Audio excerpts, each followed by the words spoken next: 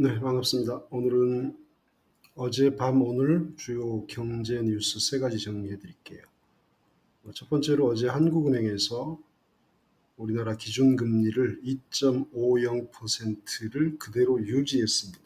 동결했습니다. 그러면서 이창용 한국은행 총재가 우리나라 잠재 성장률이 2% 밑으로 떨어진 것으로 보고 있다, 이렇게 얘기했죠. 인구 고령화 등 구조적인 면 때문에 우리나라 잠재 성장률이 1%대를 유지하고 있다, 이렇게 얘기했습니다. 미국도 2% 넘는 잠재 성장률을 갖고 있는데 우리나라가 1%대인 것은 바람직하지 않다. 그래서 너무 떨어지는 것을 막아야 되는데 그러기 위해서는 여러 가지 구조 조정이 필요하다. 그래서 저출산, 외국인 노동자 활용 이런 것들을 해야 2% 이상으로 잠재 성장률을 높일 수 있다라고 개소리를 했습니다. 그건 한국은행 총재가 할 얘기가 아니죠. 2달 연속 동결한 결정적인 이유는 뭐냐면 부동산 가격 상승세, 그다음에 가계대출 증가가 지속됐기 때문입니다. 그래서 경기보다는 집값을 잡겠다, 이게 먼저라고 생각을 한 거죠. 그래서 주택가격 상승, 가계부채 증가가 소비와 성장을 제약하는 어떤 한계치에 도달했다고 저는 진단을 합니다. 그래서 이번에 경제 성장보다는 부동산, 집값을 잡고 그리고 가계부채 증가를 잡기 위한 그런 결과로 봅니다. 다음 달 12일은 어떻게 될지 모르겠습니다. 하지만 이창용 총재는 저는 신뢰하지 않습니다. 이 사람은 제 개인적인 생각입니다만 내란 특검에 의해서 수사받아야 됩니다. 왜냐하면 12월 3일 작년 계엄 선포 후에 F4 회의라는 게 열렸거든요. 지들 말로 F가 파이낸셜 F일 겁니다. 한국은행장, 금융위원회 위원장, 금감원장, 그리고 또 한 명은 누군지 모르겠네요. 아무튼 이 국책 금융 대가리들 넷이 모여가지고 대책을 논의했거든요. 경제부총리 그러겠네. 최상무기 이렇게 4명. 근데 그때 최상무기를 두둔했어요, 이창용이가. 최상무기는 계엄 관련해서 국회의 긴급 예산 편성 이런 거 대통령이 윤석열이가 지시했는데 그런 거 아니다. 그러면서 쪽지 같은 것도 못 봤다, 이런 식으로 두둔을 했어요. 그런 걸로 저는 기억을 합니다. 아니었다면 팩트체크 다시 하고요.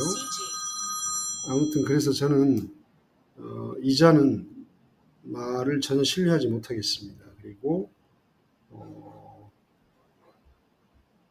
이자는 빨리 그만둬야 되는데 지금 오지게 버티고 있네요. 네, 다음은 미국 PCE 지수가 오늘 밤에 발표를 합니다.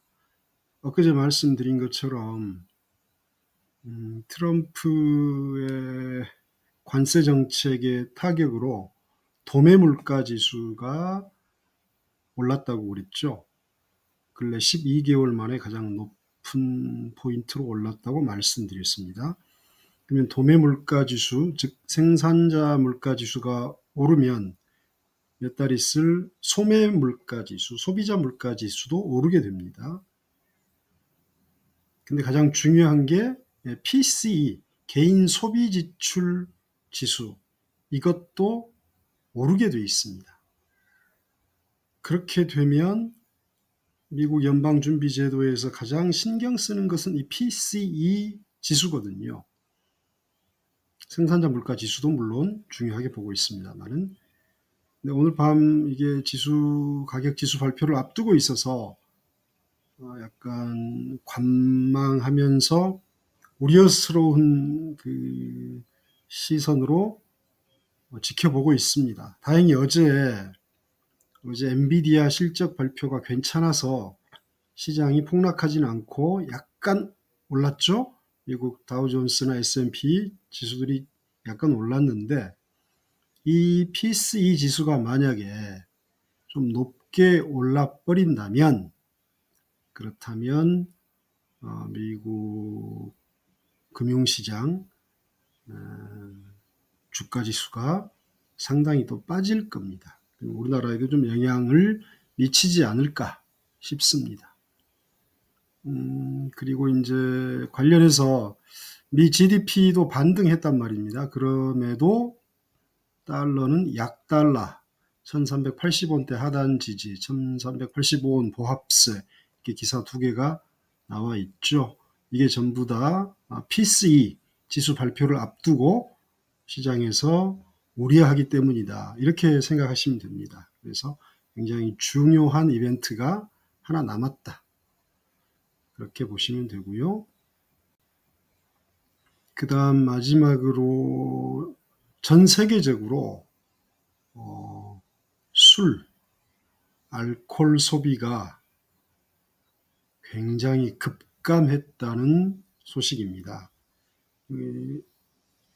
모든 종류에서 다 그렇습니다. 맥주 제조회사, 영국에서 세계 제일 큰 곳에 영국의 AB InBev인가요? 있죠. 거기도 실적도 되게 안 좋게 나왔고 주가도 하락했고, 그 다음에 세계 최대 증류 제조 회사가 어딘가요?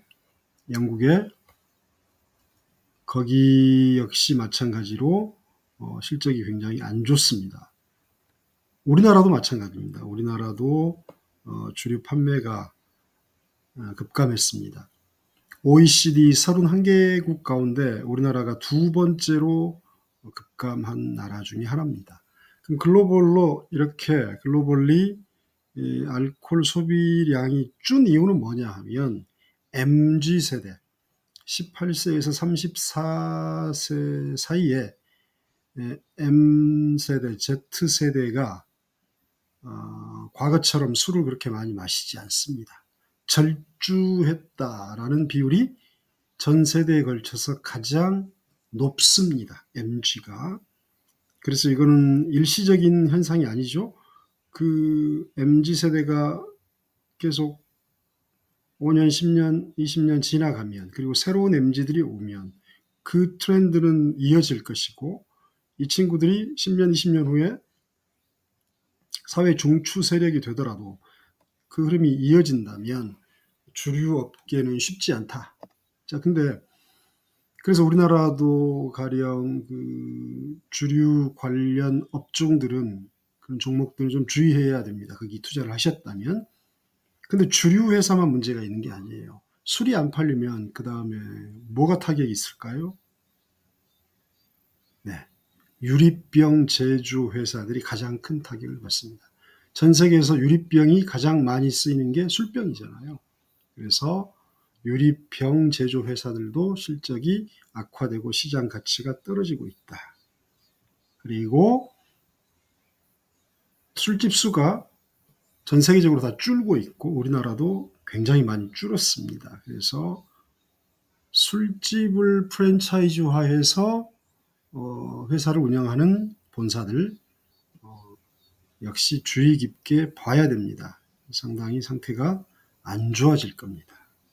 자, 그래서 오늘은 크게 세 가지 말씀드리겠습니다. 한국은행에서 기준금리를 동결한 이유, 이창용이는 뭐라 하지만 그분은 저는 내란 특검 수사를 받아야 될 사람이라고 생각하기 때문에 신뢰하지 않습니다.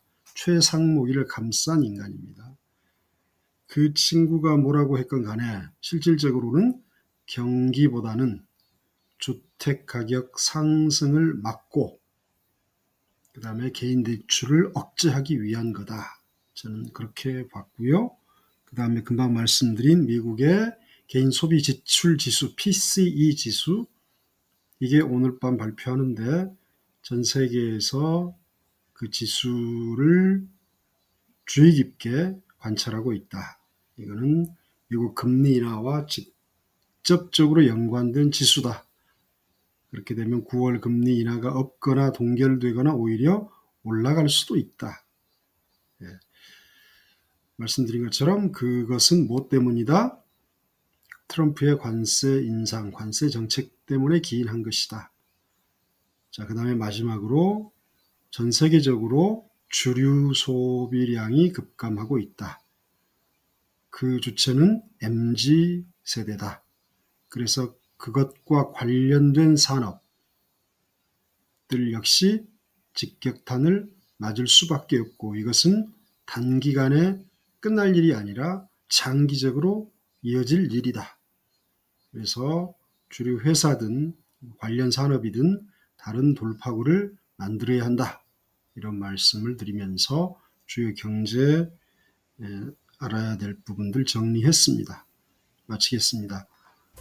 네, 감사합니다. 오늘은 이것으로 마치겠습니다. 내일은 이슈 파이팅 정치 관련 얘기 좀 할게요. 구독, 좋아요